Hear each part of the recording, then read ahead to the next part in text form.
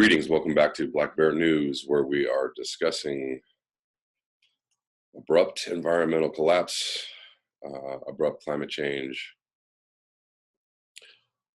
abrupt climate chaos. I apologize for my very long absence. I've been working. I just have had no spare moments in any of my days the last like 3 days, and I also got sick in that time, so I was just really just trying to just make it through the day. This is the first day that I have felt slightly normal, and it's, I don't know, it's an odd thing. I've been sick a lot this year. All of a sudden, I was doing pretty good. I'm usually normally like extremely healthy. I never get sick, et cetera, et cetera. Usually when I'm stressed out, overloaded, it's when I start to catch things easily, and that could be part of it.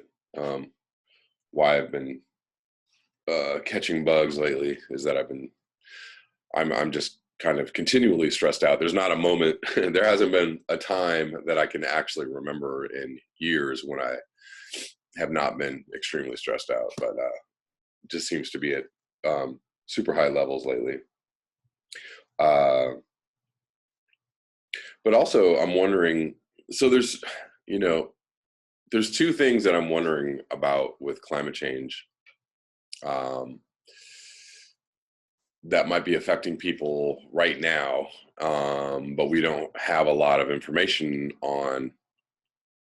I'm just wondering if y'all have heard of anything about this, but we know that climate change is going to make the spread of disease worse. It is already making the spread of like Lyme disease worse. Tick infestations seem to be growing. So that definitely is, an extension of climate change that is affecting people's health. But I'm just wondering about just the changes, the general changes in the climate. Like, can that be, how little does the climate have to change for it to really affect people's health? Because, our bodies are, very finely tuned to our environments. We are, we build up immunities to certain diseases. We,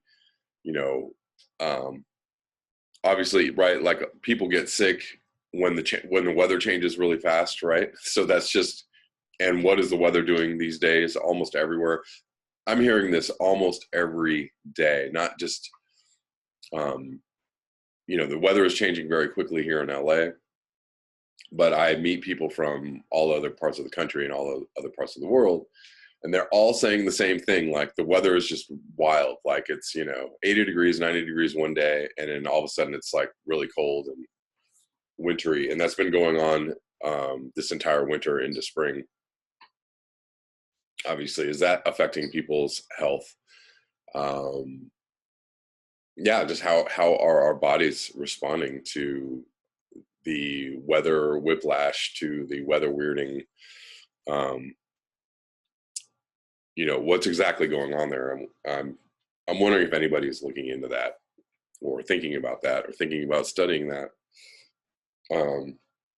The other thing that I feel is affecting people, and they don't realize that they're being affected by it, is the UV. It seems to be that the UV levels are increasing, levels of dangerous UV, UVC, UVBs, affecting people's, is it affecting people's health? It must be, right? These are dangerous UV rays that people are getting. I'm wondering if there's, official studies being done on this, if people, because it's happening, it's got to be affecting people. It's got to be making people feel, some kind of way. I notice when I'm outside in the sun for a period of time that I don't feel well. Like I feel really tired. I feel totally drained. Um, Someone on my Facebook timeline, a friend of mine, was saying something about feeling really tired and just no energy, no motivation, and wondering what's going on. Um, I don't know if she's like an outdoor person or outside a lot, but it just makes me wonder, like, what are these other effects? You know, we don't even know how much UVC is increasing, or what are all the mechanisms. I mean, I think I read something a few months ago about ozone, the depletion of ozone leading to different UVC levels or UV levels across the spectrum. But you know, how is this affecting people? How is this affecting people going forward? When is it going to reach a level where people are like, hey, okay, there's something going on, like everybody's sick, or everybody's having these strange reactions to what's going on? And obviously, if if the powers that be aren't telling anybody that anything is happening, or aren't giving anybody any clues, or aren't hey, could be this, um, abrupt, the climate change is changing abruptly, and we're entering a catastrophic scenario, and these are all the things that could be happening to you. Like, powers that be aren't going to give you that information, at least not right now. So people are just kind of blindly going through life. There's there also the radiation that people are getting in air travel is something that is known, but people don't talk about it much, and people just get on planes more and more and more and more. There are people that just travel constantly by airplane for business, and they are being subjected to pretty large levels of radiation. So obviously that can't be good for people. I don't know, just interesting times. It's hard for me to kind of like feel, there are some days when I feel like I'm, like when I feel like really clued into, how bad things are getting, or, I can actually feel or experience in my own space and time, like, how strange things are. And then there are other days when it's just, I don't know, things are like relatively normal. I'm just going through the motions, and everything seems unreal. I feel like what's real is is normal life real, or is climate change real, or is, there are moments where I feel like what's really happening, where I just feel this like state of confusion. And you start to question whether, are you putting yourself in some kind of like state of paranoia about what's going on with climate change. I can see why people would question it, because all your news about climate change is coming from, where the internet. It's coming from all these different sources, but maybe not sources that you can touch or feel. They're not necessarily always tangible or touchable um, in your immediate space. So it it lends to the kind of the funhouse feeling, that one can get in knowing this information, or thinking about this information, and then having to interface with, the normal world, or the regular world, or regular people, or normal people, or people who don't understand what's going on. Like, it can make everything seem really like just warped and strange and all over the place. And that's kind of just how I'm feeling these days. Like, sometimes I just don't want to even think about it. Sometimes I just don't want to, you know, like sometimes I'm just like, I don't care. I don't care. Like, I'm just going to do the things that I have to do. And, you know, whatever, who cares? Like, we're going down sometime soon. It could be this year, it could be next year. It can just be like really tiring to think about, and kind of heavy. So, the only thing you can do is just take that burden off of your shoulders, or your mental shoulders, so to speak, and just live. Some days are better than others. But it's just been a weird time. We got like this sudden rainfall out of nowhere. We had like two completely, off the chart kind of heat wave type days, maybe two or three last weekend. And then all of a sudden we get this, kind of winter rainfall, very cool, very just completely kind of out of season for Los Angeles. But so now everybody's just like, what is happening? What's going on? I thought we had summer. Now we don't. Apparently that's happening all over the country, as other people are reporting. I'm going to stop rambling and get into some things I wanted to read. I had a good comment from Jude Robinson. I believe this is on the last video, but yeah. From the last video, great first 7 minutes. Thoughts so far. It does kind of all come back to population. All of those other things you listed are really symptoms of the former, are they not? I mean, all the environmental destruction that we are staring down the barrel at was done intentionally in order to support greater population of humans, or to secure a current population, which inevitably leads to increased population. Not all done with full knowledge of the plethora of converging and escalating crisis arising now, but most with knowledge that some environmental destruction would result. I've heard people respond to information about various dire global crisis with literally, hey, the earth is big. Human ingenuity and endless war has achieved greater rates of resource extraction, so there is a temporary false appearance of abundance. And again, that just to break from this comment, that adds to the I don't know, it can really add to the unreality, because everybody just seems to be like, hey, look at all the stuff we got. Many know, including many who claim not to, that there is only so much oil and potable water. And yeah, you can treat water, but it costs energy. Only so much uranium and cobalt and lithium and nickel and titanium, steel alloy and adamantium and unobtainium and vibranium. Lol.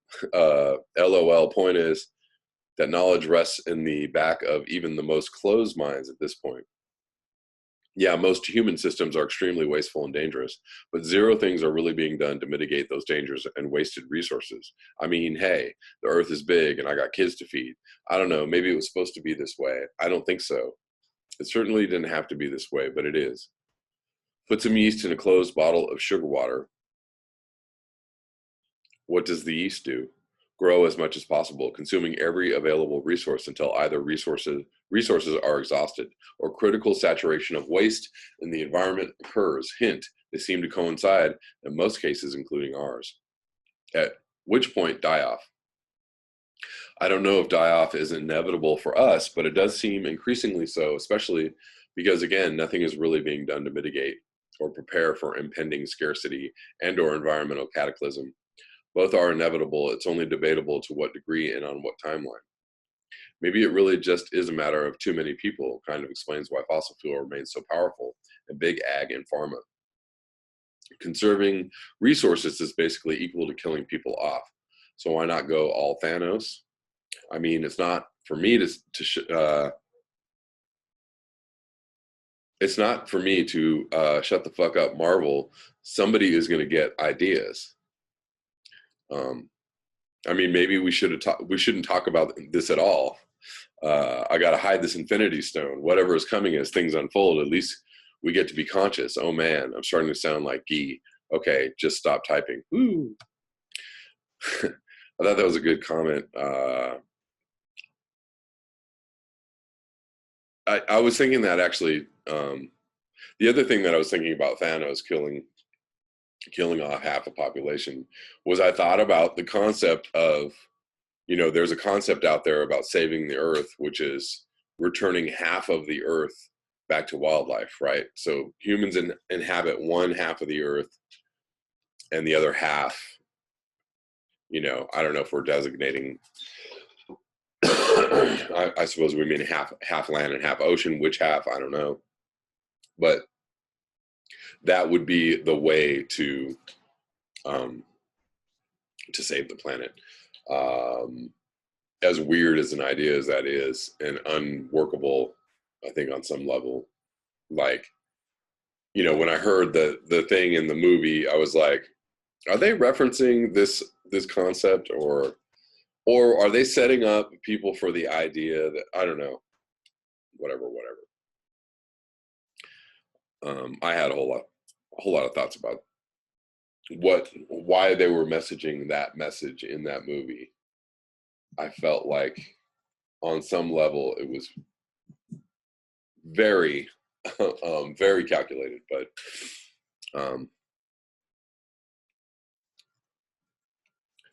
let's not have any conspiracies, shall we? So I think it was Christopher sent me this article about a subtropical cyclone, which is crazy. I found another article on it, which seemed pretty cool. So I want to read this. I didn't actually read the whole thing. I just skimmed some of the beginning. But this is from Marshall Shepard from Forbes. Subtropical cyclones don't normally form near Chile, but one just did.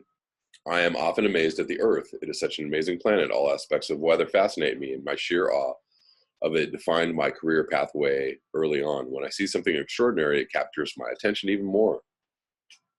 Meteorologists and weather enthusiasts marveled at something quite amazing this week. A tropical cyclone-like feature formed off the coast of Chile. Yep, that one in South America. Technically, it is what we call a subtropical cyclone. What does that mean, and just how rare is this? I want to deal with the second question first. It is very rare.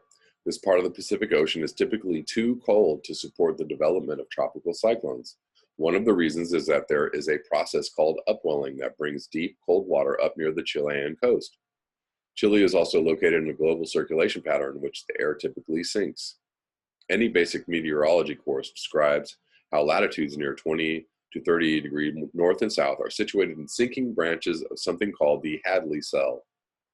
If you look at the locations of most global deserts, they are found near these latitudes because sinking air warms and is not conducive for convection. If there is a cyclone season in that part of the world, this system would have nearly fallen outside of it. A cyclone in the southern Pacific occurring in May is like a tropical storm occurring in November in the Atlantic. How rare is that? It may be one of a kind. No other recognized subtropical or tropical storm has been documented in that part of the world. Wow. Unofficially, that is up to some debate. In 2015, a similar subtropical cyclone formed near Easter Island, which is located nearly 2,000 miles farther west of this week's cyclone. Researchers called it Subtropical Storm Katie. If you look closely at the climatology of tropical cyclone tracks over a 150-year period through 2006, you can see that there have been no tropical storms in this part of the Pacific Ocean. Oh, by the way, look at that little squiggly line off the Brazilian coast. That Brazil cane was rare too and happened only in the past 15 years. Even with such meteorological, oceanographic, and geographical adversity, a subtropical cyclone formed between May 7th and 9th, 2018, a few hundred miles off the coast of Chile. The southwestern Pacific Ocean is normally not conducive to tropical cyclone development. Sea surface temperatures off the west coast of South America are normally far too cold, and the region is located in a semi-permanent high-pressure zone characterized by dry, sinking air. NOAA satellite data shows sea surface temperatures at the site of the storm just under 20 degrees Celsius, 68 degrees Fahrenheit.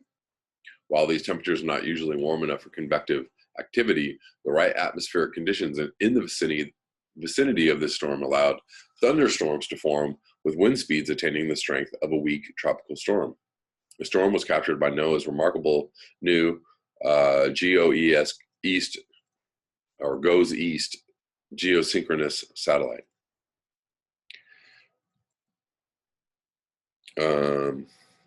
So what is a subtropical cyclone? NOAA's Hurricane Research Division website defines it as a low pressure system existing in the tropical or subtropical latitudes, anywhere from the equator to about 50 degrees.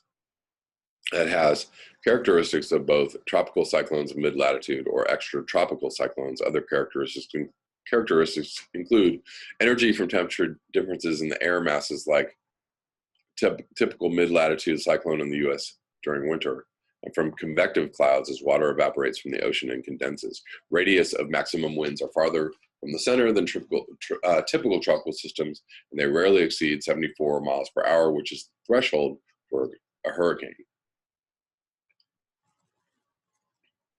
They can often develop into full-blown tropical cyclones, as Hurricane Otto did in 2010. Allison even transitioned from a tropical cyclone to a subtropical storm in 2001. Before 2002, they were not given names. Gustav was the first named subtropical storm. Tropical weather expert Dr. Ryan Mao of weather.us sums up the rarity and possible causation in a series of tweets on May 7th. Weak area of low pressure west of Santiago, Chile, in the southwestern Pacific may have developed a sustained convection near the center, sufficient for classification as a tropical depression. I'm not aware of historical tropical storms off the coast of Chile or Peru, but this one, that transition from a cutoff low, seems to fit the pattern of high latitude systems mirrored in the North Atlantic or Kona lows northeast of Hawaii. Mao also tweeted that the best weather prediction models were also picking up on this weird weather system. All right. Weird. I'm going to link that below. So we're going to move on. This also was a few days ago, from the Thursday, the 10th. Dozens killed and many more feared trapped after Kenya's Patel Dam bursts. This is crazy. A dam has burst its banks in Kenya's Rift Valley, killing at least 47 people and forcing hundreds from their homes, officials have said. Water burst through the banks of the Patel Dam in Saleh, 190 kilometers northwest of the capital, Nairobi, at about 9 p.m. on Wednesday. The ensuing deluge swept away hundreds of homes, including those on the expansive Nikinyua farm, which borders the reservoir. Many people are missing. It is a disaster, said Joseph Kioko, chief of police in the town of Rongai.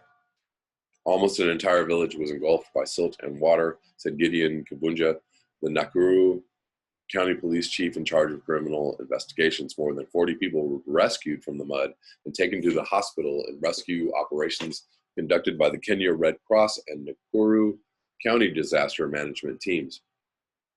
The Red Cross said at least 35 people had been discharged. About 500 households have been displaced. Many more people are feared to be trapped under debris and mud. Officials said dam water and mud spewed out of the reservoir and submerged homes over a radius of nearly 2 kilometers. Kenya's Interior Cabinet Secretary Fred Matiang'i, who arrived at the site to talk with those affected and assess the situation, told reporters the government had launched investigations to determine the stability of 6 other dams in the area. It has been suggested that the walls of the dam may have collapsed due to the huge volume of water accumulated as a result of heavy rainfall since March. Floodwater swept through the Solai Trading Center, destroying almost every structure. Electricity poles fell, causing power outages in at least 8 shopping centers in the region. Speaking at Nakuru Hospital, Pius Njoroge told The Guardian he was talking to his wife when he heard a loud bang. Suddenly, the whole place was submerged in water. It happened very fast. There was nowhere to run. That's crazy. Rosalind, 22, was watching television with her husband, Gordon Odiambo, 32, when disaster struck. We were just watching when we heard a big bang from the hills behind our house, the mother of 3 said.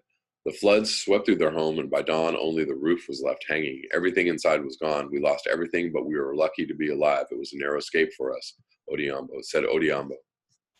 At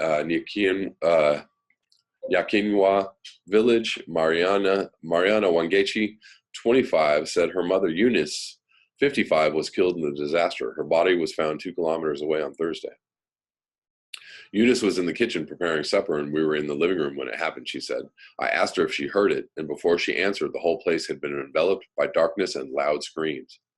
I picked up my baby and rushed upwards, and that's how I survived.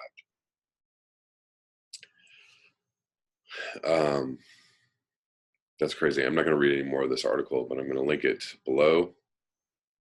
But imagine that, like just hearing a noise and then suddenly, wham, you're just like, you're just engulfed in water. Totally terrifying.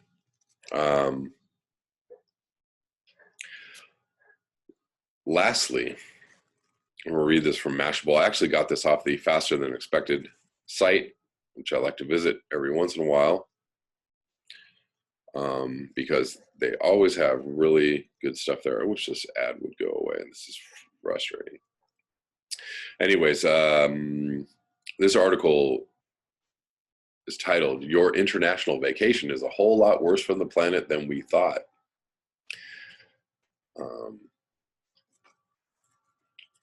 Did we think it was any less terrible for the planet? But,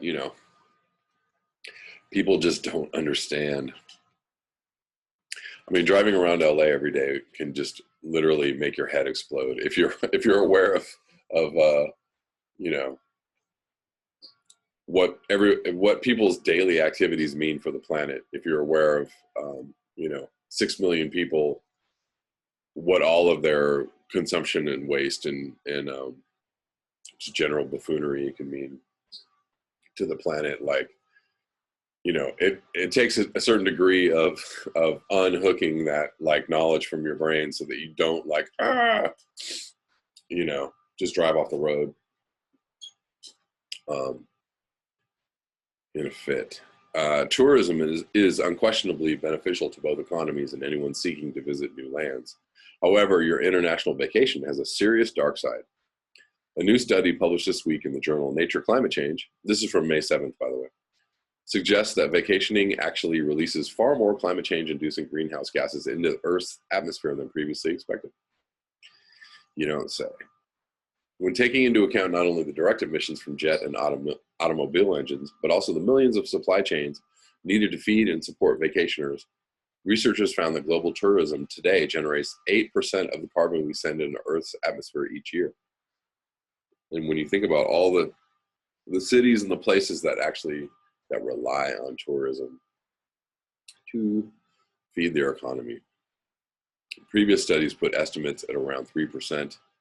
Aranima Malik, lead author of the study, said in an interview, "This is the first study that puts out a comprehensive assessment," added Malik, a researcher at the Integrated Sustainability Analysis Program at the University of Sydney. It's very much a conversation starter.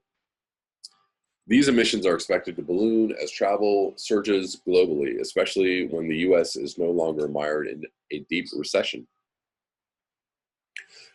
In 2009, global travel spending hit $2.5 trillion. That's amazing.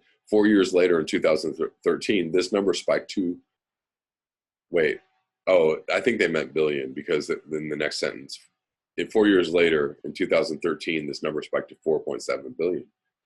As expected, emissions during this period followed suit, according to the study. The new research arrives a week after scientists confirmed that the Earth's atmosphere was packed with the highest ever concentration of carbon dioxide in the last 800,000 years. Tourism may just be one part of today's greater carbon dioxide problem, but it's a substantial one and a greater threat than we imagine. Where is all this vacation carbon coming from? Unsurprisingly, the U.S. topped the list of the globe's carbon tourism producers. Germany joins America in the top 4, along with China and India, 2 nations with burgeoning middle class whose ability to afford travel is anticipated to grow.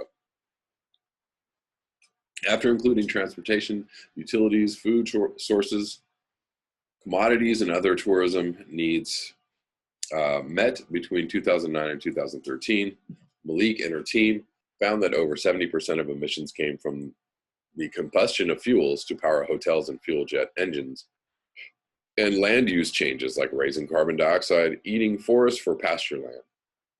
The leftover emissions were largely methane gas, also a carbon-based greenhouse gas belched from cows and released into the air by gas companies pumping oil out of the ground. These total emission numbers may be eye-opening, but perhaps they shouldn't be too shocking. Some researchers also suspected that we were grossly underselling the net effect of tourism, said Michael Hall, who researches the effects of tourism at the University of Canterbury via email. The study concluded that this growth was stoked by affluence, specifically a desire for exotic travel experiences and an increasing reliance on aviation and luxury amenities. Because of, yeah, anyways. But that is only part of the story, said Hall, who had no involvement with the study. Sure, luxury travel contributes its share, but vast swaths of greater society now frequently travel long distances for much more mundane reasons. Travel is also driven by business connectivity as well as by visiting friends and relations, which are not particularly exotic, said Hall. And unlike choosing to vacation in Tahiti to sip cocktails on white sand beaches, this type of utility travel can often require traveling longer distances and using more fossil fuels. There simply isn't another destination option when flying for a funeral or a family wedding, said Hall. Aviation itself, which includes flying and all the comforts supplied, accounts for 12% of global tourism emissions.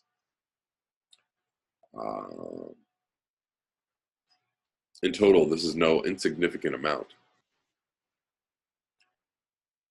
But it shows how much else contributes to the greater tourism footprint, like trucking and food, raising livestock, manufacturing souvenirs, and generating energy for resorts and hotels.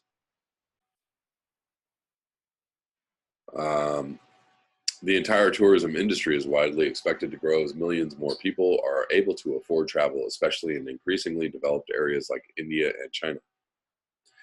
What is it that Guy McPherson always says? Must go faster.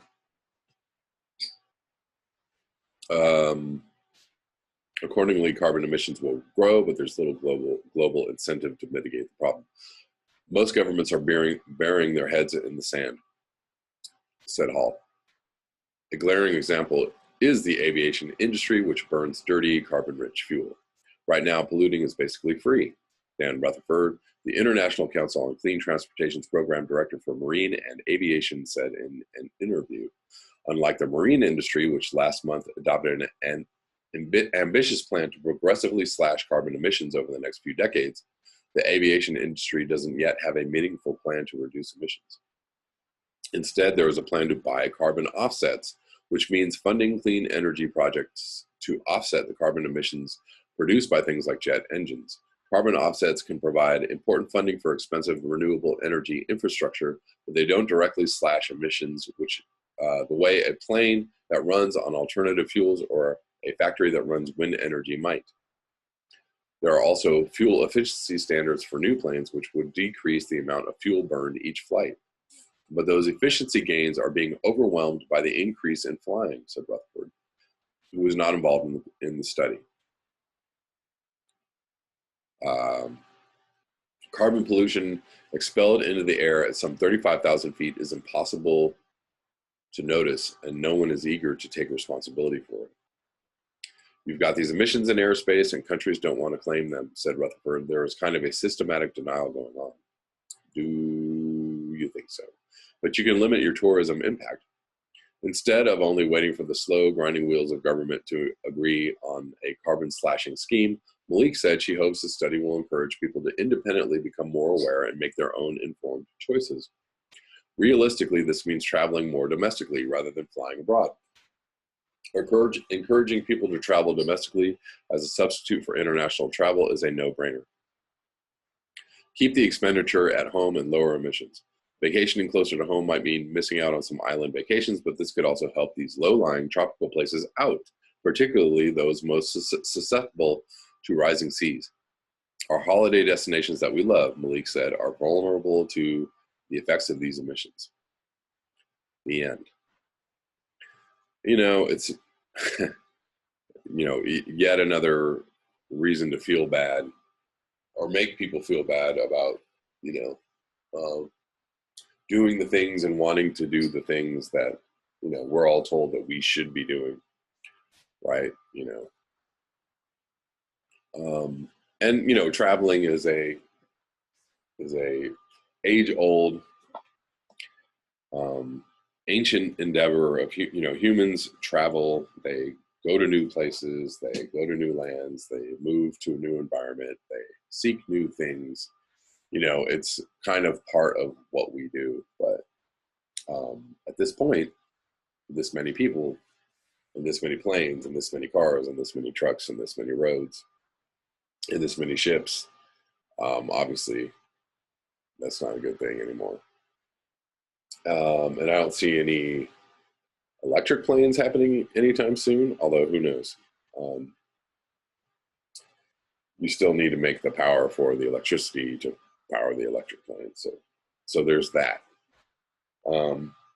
Scale is the other problem. Building all the things that requires fossil fuels to actually make those things is another problem.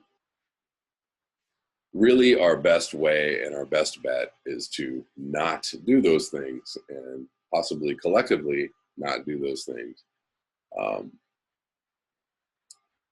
It would be great if the government could actually acknowledge that this is a problem, so that we could have some kind of comprehensive plan to, lower our emissions and somehow mitigate the damage that that's going to cause, right? Because if we stop burning fossil fuels, we stop global dimming, and, that accelerates global warming, et cetera, et cetera, et cetera. Like, we would need some kind of just massive,